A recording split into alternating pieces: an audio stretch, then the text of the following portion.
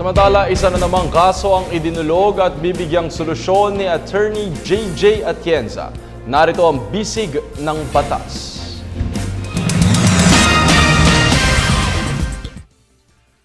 Idinulog ni Mary Ann ang problema ng kanyang ate na isa ng naturalized citizen ng Amerika. Ang asawa ng kanyang ate ay isang Amerikano at pareho nang naninirahan sa ibang bansa. Hindi raw nabiyayaan ng anak ang mag-asawa. Nang bumisita raw dito sa Pilipinas ay naisipan ng kanyang ate na mag-ampon ng bata. Ayon kay Mary Ann, isang sanggol ang gustong ampunin ng kanyang ate. Ang bata raw ay iniwan sa ospital ng ina nito. Gusto raw ampunin ng ate niya ang bata at gusto nitong malaman kung pwede daw ba at kung ano ang proseso dito. Nais din nilang malaman kung tama daw ba ang sinabi sa kanila na isang kaibigan na may mga kailangan pang bayaran upang makapag-ampon. Mary Ann, ayon sa Republic Act No. 8043, marami talagang prosesong kailangang daanan upang payagan sa ilalim ng ating batas ang tinatawag na inter-country adoption.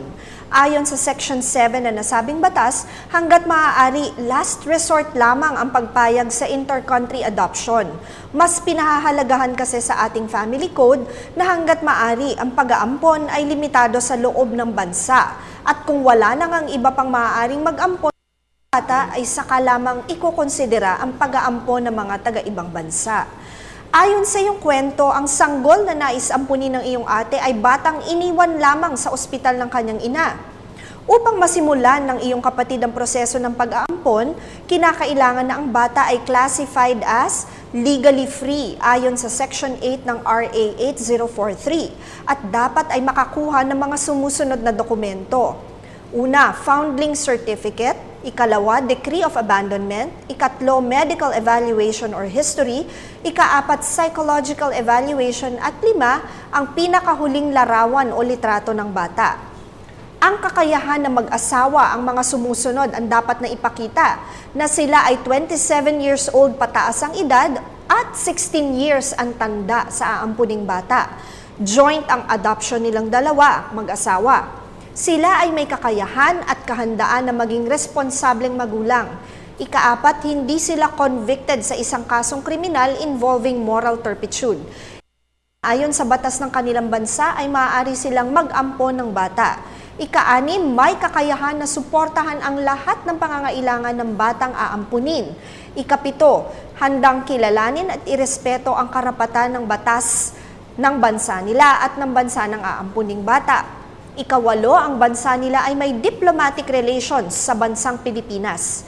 At ikasyam, lahat ng kwalifikasyon ay mayroon sila upang makapag-ampon. Maaari nilang i-file ang petition for adoption sa regional trial court sa lugar kung saan matatagpuan ang bata o di naman kaya ay sa Inter-Country Adoption Board. Tandaan, nahihingan pa sila ng mga supporting documents gaya ng birth certificates ng mga nais mag-ampon, marriage contract, physical, medical at psychological evaluation, income tax returns o kahit anong dokumento na makapagpapatunay na may kakayahang pinansyal ang mag-asawa na kayang sumuporta sa pangangailangan ng bata, police clearance, character reference mula sa simbahan o sekta kailangan nila o mga kakilala na matagal na silang kilala at ang pinakahuling larawan ng mga nais mag-ampon. Magkakaroon din ng family selection o matching na gagawin dahil hindi nga basta-basta pwedeng mag-ampon kung may mga nais namang umampon na bata dito sa Pilipinas. Patungkol sa tanong ng mga bayarin, sadyang mayroong pre-adoption placement costs na kinakailangang bayaran sa ilalim ng batas. Ang mga halaga nito ay maaari ninyong malaman mula sa website ng DSWD. Tandaan po na ang aming opinyon ay limitado lamang sa mga impormasyong inyong ibinigay sa amin at maaari itong mag-iba, depende pa sa karagdagang detalye. Patuloy po kayong mag-email sa ptv4newscenter@gmail.com. Attorney JJ Jimeno Atienza, ang inyong bisig ng batas.